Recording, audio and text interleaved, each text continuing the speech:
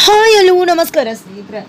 ಇಲ್ಲಿ ಮಾನ್ಯತಾ ಅವ್ರಿಗೆ ಕೇಡುಗಾಲ ಹತ್ರ ಬಂದಿದೆ ಅಂತ ಅನ್ನಿಸ್ತದೆ. ಬಿಕಾಸ್ ಇಲ್ಲಿ ಜೈಶಂಕರ್ಗೆ ಎಲ್ಲ ವಿಷಯ ಕೂಡ ಗೊತ್ತಾಗಿ ಹೋಗಿದೆ. ಈ ಕಡೆ ಜೈಶಂಕರ್ ಮಾನ್ಯತಾನ ಪ್ರಶ್ನೆ ಮಾಡ್ತಾ ಇದ್ದಾರೆ. ಜೊತೆಗೆ ಈ ಕಡೆ ಚಾರು ಬಗ್ಗೆ ನಾನು ಚಾರ್ ಬಳಿ ಹೋಗಿ ಜಾನಕಮ್ಮ ಹೇಳಿದ್ದೆನು. ಜೊತೆಗೆ ಕಿಟ್ಟಿ ಎಲ್ಲರಿಗೂ ಕೂಡ ಗಿಫ್ಟ್ ತಂದಾನೆ. ಹಾಗಿದ್ರೆ ವೈಶಾಖಕ್ಕೆ ಕೊಟ್ಟ ಸ್ಪೆಷಲ್ ಗಿಫ್ಟ್ ಮತ್ತು ಕೋದಂಡ್ ಅವ್ರಿಗೆ ಕೊಟ್ಟ ಸ್ಪೆಷಲ್ ಗಿಫ್ಟ್ ಏನು? ಚಾರಿ ಮತ್ತು ಚಾರು ತುಂಟಾಟ ಇದು ಎಲ್ಲವನ್ನ ಕೂಡ ತಿಳ್ಕೊಬೇಕು ಅಂದರೆ ಈಗಲೇ ನಮ್ಮ ಈ ಚಾನಲ್ನ ಸಬ್ಸ್ಕ್ರೈಬ್ ಮಾಡಿ, ಹಾಗೆ ಒಂದು ವಿಡಿಯೋವನ್ನು ಪೂರ್ತಿಯಾಗಿ ನೋಡಿ. ಇಲ್ಲಿ ಕಿಟ್ಟಿ ಟೆರಸ್ ಮೇಲೆ ಕೂತಿದ್ರೆ ಅಲ್ಲಿ ವೈಶಾಖ ಬರ್ತಾಳೆ. ಅದಕ್ಕೂ ಮೊದಲು ಇಲ್ಲಿ ರಾಮಾಚಾರಿ ಚಾರು ಇಬ್ಬರು ಕೂಡ ಖುಷಿಯಿಂದ ಮನೆ ಒಳಗಡೆ ಕಾಲಿಟ್ಟಿದ್ದಾರೆ, ಖುಷಿಯಿಂದ ಮನೆ ತುಂಬಿಸ್ಕೊಂಡಿದ್ದಾರೆ. ಇಲ್ಲಿ ಚಾರುನ ಜಾನಕಮ್ಮ ಎಲ್ಲರೂ ಕೂಡ ಇಲ್ಲಿ ಚಾರು ಕಣ್ಣೀರು ಹಾಕ್ತದಾಳೆ.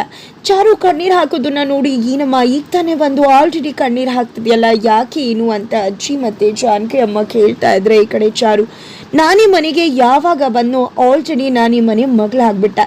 ಆದರೆ ಮದುವೆ ಮನೇಲಿ ಆಗೋದನ್ನೆಲ್ಲ ನೆನೆಸ್ಕೊಂಡ್ರೆ ತುಂಬಾ ಆತಂಕ ಆಗುತ್ತೆ.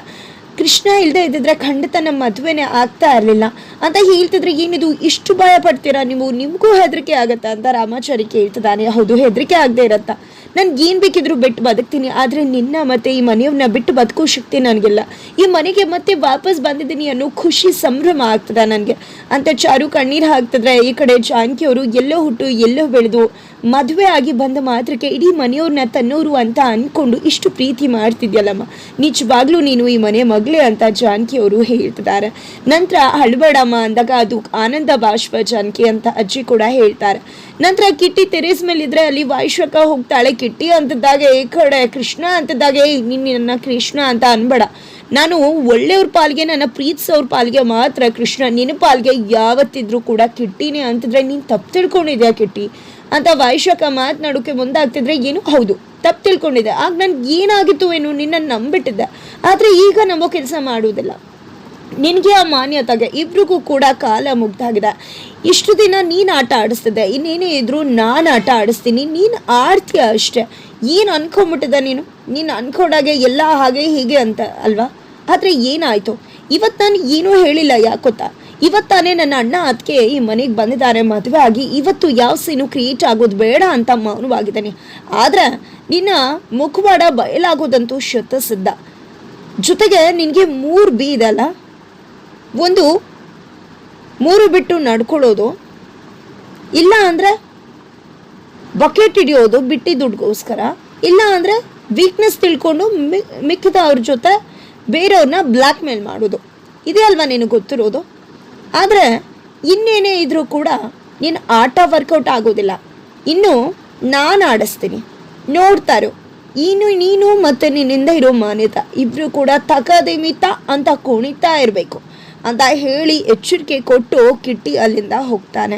ತದನಂತರ ಈ ಕಡೆ ಬೆಳಿಗ್ಗೆ ಆಗತ್ತೆ. ಬೆಳಿಗ್ಗೆ ಆಗ್ತಿದ್ದಾಗೆ ಇಲ್ಲಿ ಅಯೋಧ್ಯೆಯಿಂದ ಕಿಟ್ಟಿ ಎಲ್ಲರಿಗೂ ಕೂಡ ಗಿಫ್ಟ್ಸ್ ತೊಗೊಂಡು ಬಂದಿದ್ದಾನೆ. ಅಜ್ಜಿ ಕೊಡ್ತಾನೆ, ಅಮ್ಮಂಗೆ ಬಳೆಗಳನ್ನ ಕೊಡ್ತಾನೆ, ಅಪ್ಪಂಗೆ ಅಯೋಧ್ಯೆಯಲ್ಲಿ ಒಂದು ಪುಸ್ತಕ ನೋಡಿದೆ, ದೊಡ್ಡವರು ಬರೆದಿದ್ದು ನಿಮ್ಗೆ ಇಷ್ಟ ಆಗುತ್ತೆ ಅಂತ ತೊಗೊಂಡು ಬಂದಿದ್ದೀನಿ ಅಂತ ಅವರು ಕೊಡ್ತಾನೆ. ನಂತರ ಹೊಸ ಮದುಮಕ್ಕಳಿಗೆ ಇಲ್ಲಿ ತೊಟ್ಟಿಲನ್ನು ಕೊಡ್ತಾನೆ. ಪುಟ್ಟ ತೊಟ್ಟಿಲನ್ನು ಕೊಟ್ಟು, ಇದನ್ನು ಯಾಕೆ ತೊಗೊಂಡು ಬಂದು ನಿಮಗೆ ಕೊಡ್ತಿದ್ದೀನಿ, ಇಲ್ಲಿ ಇನ್ನು 1 ವರ್ಷದೊಳಗೆ ನನ್ನನ್ನು ಚಿಕ್ಕಪ್ಪ ಮಾಡಿಸ್ಬೇಕು ಅಂತ ಹೇಳ್ತಾರೆ. ಇದರಿಂದ ಚಾರು ನೋಡಿದ್ಯಾ ಅಂತ ಚಾರಿಗೆ ಹೇಳ್ತಿದ್ದಾಳೆ. ನಂತರ ಇಲ್ಲಿ ತನ್ನ ತಂಗಿ ಮುತ್ತು ತಂಗಿ ಶ್ರುತಿಗೂ ಕೂಡ ಬ್ಯಾಗ್ ತೊಗೊಂಡು ಬಂದಿದ್ದಾರೆ ಪ್ರೀತಿಯಿಂದ. ಇಲ್ಲಿ ಅಣ್ಣ ನಿನಗೂ ಕೂಡ ತೊಗೊಂಡು ಬಂದಿದ್ದೀನಿ ಗಿಫ್ಟ್ನ ಅಂತ ಹೇಳಿ ಒಂದು ಕೋಲನ್ನು ಕೊಡ್ತಾರೆ.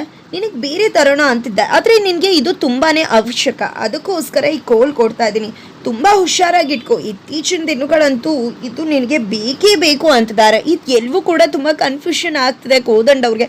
ಬಟ್ ಅವ್ರು ಕೊಟ್ಟಿರೋದು ವೈಶಾಖಗೆ ಚಡಿ ಏಟನ್ನು ಕೊಡಬೇಕು ಅನ್ನೋ ಕಾರಣಕ್ಕೆ.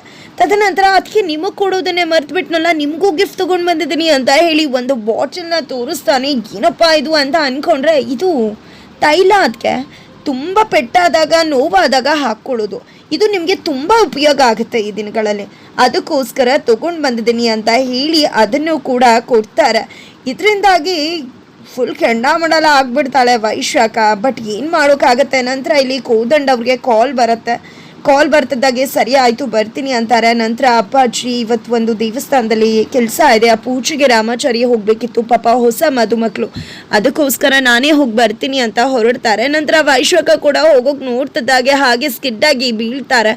ಏನಿದು ವೈಶಾಖ ಅವ್ನು ತಂದಿರೋ ಎಣ್ಣೆ ಚೆನ್ನಾಗಿದೆಯಾ ಇಲ್ವಾ ಅಂತ ಚೆಕ್ ಮಾಡೋಕೆ ಬಿದ್ದುಬಿಟ್ಯಾ ಅಂತಿದ್ರೆ, ಹೌದು ಅಜ್ಜಿ ಅದಕ್ಕೋಸ್ಕರನೇ ಬಿದ್ದು ಚೆಕ್ ಮಾಡ್ತಿದ್ದಾರೆ ಅದಕ್ಕೆ ಅಲ್ವಾ ಅದಕ್ಕೆ ಮಾ ಅಂತ ಹೇಳಿ ಕಿಟ್ಟಿ ಚೋಕ್ ಕೊಡ್ತಿದ್ದಾನೆ. ನಂತರ ವೈಶಾಖ ಕೆಂಡ ಕಾರ್ಕೊಂಡೆ ಅಲ್ಲಿಂದ ಹೋದ್ರೆ. ನಂತರ ಇಲ್ಲಿ ರಾಮಾಚಾರಿ ಚಾರು ಇಬ್ರು ಕೂಡ ರೂಮಲ್ಲಿದ್ದಾರೆ. ಈ ಕಡೆ ಚಾರು ಎಂದಿನಂತೆ ತೀಟ್ಲೆ ಮಾಡೋಕೆ ಶುರು ಮಾಡ್ಕೊಂಡ್ಬಿಟ್ಟಿದ್ದಾಳೆ ಇಲ್ಲಿ ರಾಮಾಚಾರಿನ. ಈ ಕಡೆ ಏನಿದು ಮಾತು ಕೊಟ್ಟಿದ್ರಲ್ವಾ ನೀವು ಅಂದಾಗ ಮದ್ವೆ ಆಗೋಕ್ಕೂ ಮುಂದೆ ಕೊಟ್ಟಿದ್ದೆ, ಈಗ ಮದ್ವೆ ಆಯ್ತಲ್ಲ ಎಲ್ಲರ ಮುಂದೆ, ಈಗ ಅಗ್ನಿ ಸಾಕ್ಷಿಯಾಗಿ ನನ್ನ ನಿನ್ನ ಮದ್ವೆ ಆಯ್ತು, ಇನ್ನೇನ್ ಮಾಡೋದು ಹೇಳು ನೀನು. ನಾನು ಈ ರೀತಿ ಕಾಟ ಕೊಡಬೇಕು, ನೀನು ಕೋಪ ಮಾಡ್ಕೋಬೇಕು, ಕೋಪದಿಂದ ನನಗೂ ಕೂಡ ಕೋಪ ಬರಬೇಕು, ಆ ನಂತರನೇ ಅಲ್ವಾ ಅಂತ ಹೇಳ್ತಿದ್ದಾರೆ. ಮತ್ತೆ ಇನ್ನೇನು ಅನ್ಕೊಂಡಿದ್ಯಾ ಮದುವೆ ಆದಮೇಲೆ ಅಂದಾಗ ಬದುಕೋದು ಅಂತ ರಾಮಾಚಾರಿ ಹೇಳ್ತಾರೆ, ಅದನ್ನೇ ಬೇರೆ ಅರ್ಥದಲ್ಲಿ ಹೇಳ್ತಾರಲ್ವಾ ಅಂತ ಚಾರು ಕೇಳಿದಕ್ಕೆ ಸಂಸಾರ ಮಾಡೋದು ಅಂತ ರಾಮಾಚಾರಿ ಹೇಳಿದ ತಕ್ಷಣ ಹೌದಲ್ವಾ ಅದನ್ನೇ ಅಂತ ಹೇಳ್ತಿದ್ದಾಳೆ. ಈ ಕಡೆ ತೀಟ್ಲೆ ಮಾಡ್ತಾನೆ ಇದ್ದಾಳೆ, ಈ ಕಡೆ ತರ್ಲೆ ಮಾಡ್ತಿರೋ ತರ್ಲೆಗೆ ಈ ಕಡೆ ರಾಮಾಚಾರಿ ಹಾಗೆ ಓಡಿಸ್ಕೊಂಡು ಹೋಗ್ತಿದ್ದಾರೆ. ಅವರು ಮುದ್ದು ಮುದ್ದು ಮಾತುಗಳು ಎಲ್ಲವೂ ಕೂಡ ನಾರಾಯಣಾಚಾರ್ಯಗಳ ಕಿವಿಗಳಿಗೆ ಬೀಳ್ತಾ ಇದೆ. ಅಷ್ಟರಲ್ಲಿ ಹೊರಗಡೆನೆ ಈ ಕಡೆ ಜುಟಾಟ ಮಾಡ್ಕೊಂಡು ಬಂದೇ ಬಿಡ್ತಾರೆ ಇಬ್ರು ಕೂಡ. ಅಪ್ಪ ನೋಡಿದೆ ಹಾಗೆ ಹೋಗಿ ಸೈಲೆಂಟ್ ಆಗಿ ಪಕ್ಕದಲ್ಲಿ ನಿಂತ್ಕೊಂಡು ನೋಡಿದ್ರೆ ಅಪ್ಪ ನಮ್ಮನ್ನ ನೋಡ್ಬಿಟ್ರು. ಇದೆಲ್ಲ ಬೇಕಾ ದೊಡ್ಡವರು ಕೇಳಿಸೋದಿಲ್ವಾ, ಏನು ಮಾತಾಡ್ತಿದ್ರ ನೀವು ಅಂತ ಹೇಳಿ ಚಾರು ಮೇಲೆ ಚಾರಿ ರೇಗ್ತಿದ್ದಾರೆ. ಅಷ್ಟರಲ್ಲಿ ಜಾನ್ಕಮ್ಮ ಕೂಡ ಬರ್ತಾರೆ ನಾರಾಯಣಾಚಾರ್ಯಗಳ ಬಳಿ ಬಂದು. ಅವರಿಬ್ರು ಕೂಡ ಮದುವೆ ಆಗಿದ್ರು ಕೂಡ ಒಂದು ಸಾವಧಾನದಿಂದ ಇದ್ರು. ಆದರೆ ಯಾಕೆ ಗೊತ್ತಾ, ಚಾರು ಎಲ್ಲರೂ ಕೂಡ ನಾವೆಲ್ಲ ಅವಳನ್ನ ಸುಸಿ ಅಂತ ಒಪ್ಕೊಂಡ್ರು, ನೀವು ಒಪ್ಕೊಂಡಿರಲಿಲ್ಲ, ಅದಕ್ಕೋಸ್ಕರ ನೀವು ಒಪ್ಕೊಳ್ಳದೆ ಯಾವುದೇ ಕಾರಣಕ್ಕೂ ಸಂಸಾರ ಶುರು ಮಾಡೋದಿಲ್ಲ ಅಂತ ಹೇಳಿದರು. ಇನ್ನೂ ತಡ ಆದರೆ ಇನ್ನೇನೆಲ್ಲ ಅಡೆತಡೆಗಳು ಬರಬಹುದು ಅಂತ ನಾರಾಯಣಾಚಾರ್ಯಗಳಿಗೆ ವಿಷಯ ಮುಟ್ಟಿಸಿ ಹೋಗ್ತಾರೆ. ಇಂದು ನಿನ್ನ ಫಸ್ಟ್ ನೈಟ್ ಅಂತ ಕೂಡ ಚಾರಿಗೆ ಹೇಳಿರ್ತಾಳೆ. ತದನಂತರ ಅತ್ತ ಕಡೆ ಜೈಶಂಕರ್ ಅವರು ಮನೇಲಿ ಕುಡಿತಿದ್ದಾರೆ. ಅದನ್ನ ನೋಡಿದೆ ಅಪ್ಪ ಬರ್ತಾರೆ, ಏನಿದು ಬೇರೆ ಕಡೆ ಕುಡಿತಾ ಇದ್ದೆ, ಇವತ್ತು ಮನೇಲಿ ಕುಡಿತಿದ್ಯಲ್ಲಪ್ಪ, ಯಾಕೆ ಸಂಸ್ಕಾರ ಅನ್ನೋದು ಮರ್ತೋಯ್ತ ಅಂದಾಗ ಹಾಗಲ್ಲ ಅಪ್ಪ, ಮದುವೆ ಮನೇಲಿ ಆಗಿದ್ದನ್ನೆಲ್ಲ ನೆನೆಸ್ಕೊಂಡ್ರೆ ಖಂಡಿತ ಅದರಿಂದ ಯಾರ್ದು ಪಿತೂರಿ ಇದೆ ಅಂತ ಅನ್ನಿಸ್ತದೆ. ಮಗಳು ಮದುವೆಲಿ ಖುಷಿಯಿಂದ ಸಂಭ್ರಮದಿಂದ ನಡ್ಸೋಕ್ಕಾಗಲಿಲ್ಲ ಅಂತ ವಿಚಾರ ಮಾಡ್ಕೊಂಡಿದ್ರೆ ಅಷ್ಟರಲ್ಲಿ ಮಾನ್ಯತಾ ಕೇಳಿಸ್ಕೊಂಡಿದ್ದೆ ಬೇಬಿ ಬೇಬಿ ಅಂತ ಬರ್ತಾರೆ. ನಿನ್ನ ಬೇಬಿ ಮನೇಲಿಲ್ಲ ಅನ್ನೋದು ಗೊತ್ತು, ಸುಮ್ಮನೆ ಬೇಬಿ ಅಂತ ಹೇಳ್ಬೇಡ, ಬಾಯಿಲಿ ಅಂತ ಕರೀತಿದ್ದಾರೆ. ಈ ಕಡೆ ಮಾನ್ಯತಾ ಅವರು ಹೆದರ್ಕೊಂಡೇ ಬರ್ತಾರೆ. ಏನಿದು 2 ಸ್ಕಾಚ್ ಇಟ್ಟಿದ್ದೆ, ಇನ್ನೊಂದು ಸ್ಕಾಚ್ ಎಲ್ಲಿ ಅಂತದಾಗೆ ಏನಿದು ಜೈ, ಏನೇ ಆದರೂ ನಾನೇ ಕಾರಣ, ಅಲ್ಲಿ ಪೊಲೀಸ್ ಅವ್ರು ಬಂದಿದ್ದು ರಾಮಾಚಾರಿನ ಕರ್ಕೊಂಡು ಹೋಗಿದ್ದು, ಆ ನಂತರ ಆ ರೀತಿ ಆಗಿದ್ದು, ಅದಕ್ಕೆಲ್ಲ ನನ್ನೇ ಕಾರಣ ಅಂದರೆ ಹೇಗೆ, ಅದೆಲ್ಲ ಆಕ್ಸಿಡೆಂಟ್ಲಿ ಆಗಿರುತ್ತೆ, ಅದಕ್ಕೆಲ್ಲ ನಾನು ಕಾರಣ ಅಲ್ಲ ಅಂತ ತನ್ನ ಸತ್ಯನ ತಾನೇ ಬಾಯ್ಬಿಟ್ಬಿಡ್ತಾರೆ ಮಾನ್ಯತಾ. ಇದರಿಂದಾಗಿ ಜೈ ನಾನು ಅದನ್ನು ಕೇಳಲೇ ಇಲ್ವಲ್ಲ, ಆದರೂ ಕೂಡ ಇದನ್ನೆಲ್ಲ ಹೇಳಿದೆ ಅಂದರೆ ಖಂಡಿತ ಗೊತ್ತಾಗ್ತದೆ ಏನು ಮಾಡಿದ್ಯಾ ಹೇಳು ಅಂತ ಹೇಳಿ ಜಬರ್ದಸ್ತಾಗಿ ಇಲ್ಲಿ ಹಾವಳಿ ಕೊಡ್ತಿದ್ದಾರೆ ಜೈಶಂಕರ್ ಮಾನ್ಯತಾ ಮೇಲೆ. ಹಾಕಿದ್ರೆ ಏನು ಆಗುತ್ತೆ, ಈ ಕಡೆ ಮಾನ್ಯತಾ ಮುಖವಾಡ ಕಳಿಸ್ಬಿಡೋ ಎಲ್ಲ ಸಾಧ್ಯತೆಗಳು ಕೂಡ ಇದೆ. ಹಾಗಿದ್ರೆ ಮಾನ್ಯತಾ ಬಣ್ಣ ಕಳಿಸಿ ಬೀಳತ್ತಾ, ಏನಾಗುತ್ತೆ ತಿಳ್ಕೊಬೇಕು ಅಂದರೆ ಮುಂದೆ ನಾವು ವೀಡಿಯೋಗೋಸ್ಕರ ವೇಟ್ ಮಾಡೋದನ್ನು ಮರಿಬೇಡಿ.